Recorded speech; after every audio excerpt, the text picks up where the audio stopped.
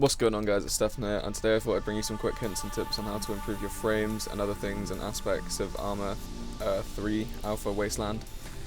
So at the moment the frames on this game aren't particularly great if you're running a low-end computer, and the frames on Wasteland on Arma 3 are notoriously bad anyway. There's a couple of tricks that you can do in your options to set the to improve your frames. It'll only be by a few frames, but it will work. One of the first things you can do is you can turn your overall U distance. Usually it'll be set up to either, I think mine was automatically set to around 6,000. You're never going to be able to want to see or even need to see someone from 6,000 meters away. I turned mine down to like 1,200. At the moment there's no guns in the game which can shoot that far, like accurately, anyway, until it gets further into its alpha stages or beta stages, so that won't really affect your gameplay too much. Another thing you can do is the shadow drawing distance. I turn this right the way down to around 50. It kind of improves the shadows at different ranges, which you don't really need at the moment, and a lot of the time shadows can be annoying. That should improve your frames by about 4 or 5, just doing those two quick fixes. Other things that you can do on the quality and rendering side of things. Disable anti-aliasing, that always wrecks your frames on Arma Wasteland servers. I've got everything on high but my shadow quality, because shadow tends to drop frames by a fair bit, so I put that down to standard. You could even possibly put that down to low. I don't think it really affects a lot. As you can see, I've just changed it there. It didn't really affect anything. I've gained a couple of frames from that.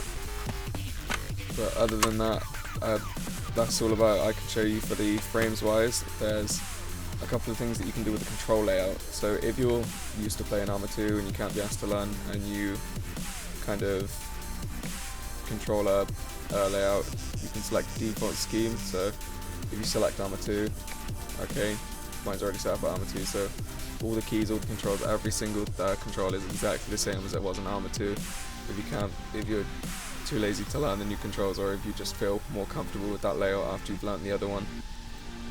So I've just picked up a vehicle by accident. There we go.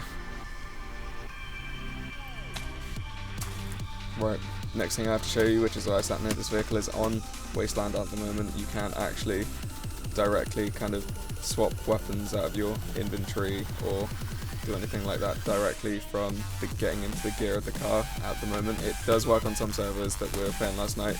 However, on most servers, what you actually have to do to get into the gear is either go to the driver's seat, switch to passenger seat by scroll wheeling, hit G, then you can get into the gear and drag it into your inventory, get on a scope, things like that.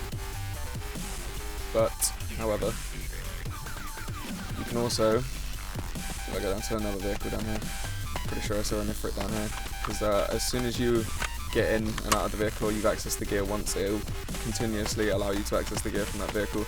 You don't have to do it every time, so it's kind of like a problem fix for that one vehicle.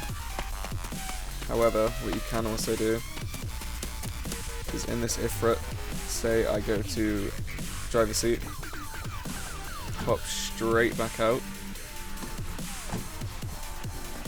then access the gear. I can then, well, I can't put that on, but I can put on an ACO,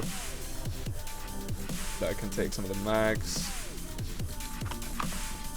So that works out for resolving the issue with the sort of gear. There's some other bugs that I want to show you, but I can't really show them right now, so I'm probably going to cut to a different point. Another sort of bugs fix that I can show you real quick is the night vision goggles. Currently dragging them into the binocular spot. They don't drag into the night vision actual spot as of yet. However, if you open your bag, click on your bag, see I've got my binoculars in there, you can drag the NV goggles into your backpack. Okay, so if I close that, walk away from the car, access your gear, click on your bag again to open it up, the NVGs will disappear out of your bag, and there'll be an empty spot there, but you can still see NV goggles, night vision goggles, hit them. That's probably really bright. Right, I'm back again. Whilst I was showing you guys the trick with the night vision goggles, the server reset, so I had to cut my video kind of short, but there were some other tricks that I wanted to show you with the backpack to do with getting gear out of the vehicles, it's not just night visions that you can do that with. See, now I can't, if I close my backpack, count to my person. Binocs, I can't drag them straight into my person. If I drag them into my backpack, then drag them into my person, it works. Same with weapons, drag it into my backpack, drag it into the weapon slot. Ammo, then you should be able to just right click and it'll go right to wherever it goes. Medic kits you can do the same way, straight into your backpack. First aid kits, and sound suppressors. With sound suppressors, you're going to want to look at the caliber that the suppressor's built for. So at the moment I got a 6.5 gun, sound suppressor 7.62. It will not work on that gun, however you can carry it in your backpack for a friend. You can carry a fair bit in your backpack on Wasteland compared to what you can on the Arma 2, so it's a hell of a lot better gear wise. Let's see what we got in this car, see if there's anything else. Yep, right, the Rook 9mm, say I drag that into there, it's gonna only bring across one mag, it's not gonna bring across every single one. You're gonna wanna right click, see that white line that was next to it there, that shows that it's ammo for a gun in your inventory, and it's probably a good idea to pick it up.